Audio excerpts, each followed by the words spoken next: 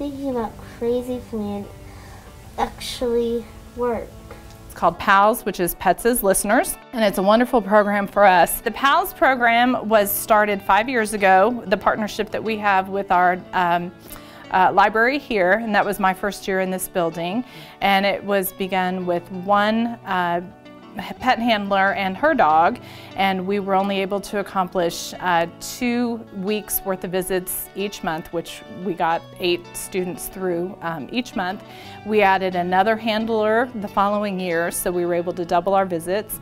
We now are able to see 30 students a month that are able to do the pet therapy program with us. It's amazing. The pet therapy program is used in a variety of ways in our library. When we began, I had told the teachers that they could select the students that get to come down to read with the dog.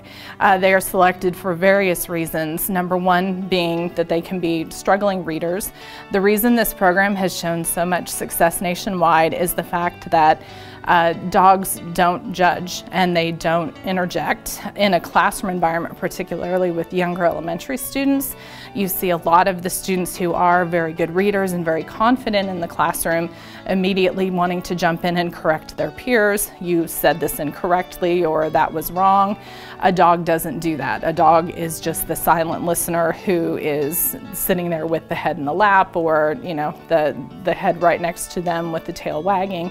The student can be there petting the dog. The dog isn't going to tell them that they just said it in a wrong fashion. Sometimes the students will turn to the human handlers and ask, am I saying this correctly, or how do you say this word? And at that point, like you may have seen today, Becky will intervene and tell the student how to say the word. But for the most part, it's supposed to be a human hands-off and just the 4 paws intervening for the student to just have that non-judgmental environment. With my master's study that I'm doing right now, one of my graduate research projects is the effect of the pet therapy program on students and their reading level. And the research that I've conducted so far has shown that students who read with a dog and with their handler, and handlers and the dogs go through the training for the program, that those students, if they come on a regular basis for approximately 15 minutes each week, and they are reading grade level appropriate books, which mean that the books have been selected for the grade level that they are reading at.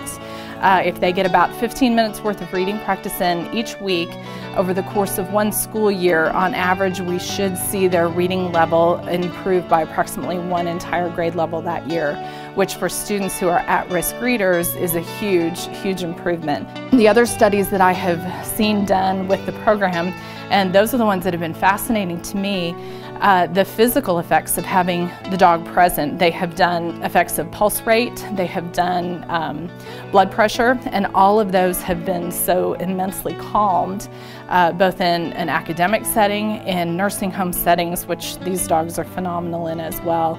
But just taking that stress level off the students makes them become more comfortable with their own environment, makes them have a much easier place to be able to tackle those harder words, to sound those words out, knowing they're not having peers that they know are better readers sitting there ready to jump in to correct them. So we have the kids who are the struggling readers who come down to read with us.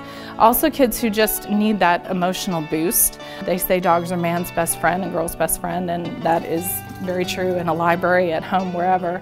And these kids look forward to coming down. So kids who are having emotional difficulties, perhaps at home, perhaps with bullying in a school environment, maybe they just don't have the confidence in class.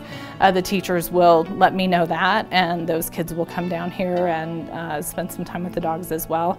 So they're not necessarily academically struggling, but they're going to have some amazing benefits. Another area which we had a student several years ago who had major disfluency issues, which is stuttering, and that was a fascinating experience to watch. He could not complete a sentence without major stuttering. We brought him in on a repeated basis, and probably within 4 visits he was able to sit down and there was no stuttering unless it was a word that he was unfamiliar with. He just would start petting the dog. So calm. It was such a positive environment for him because he knew that he wasn't on the clock with the dog. And then we use this program as a reward as well.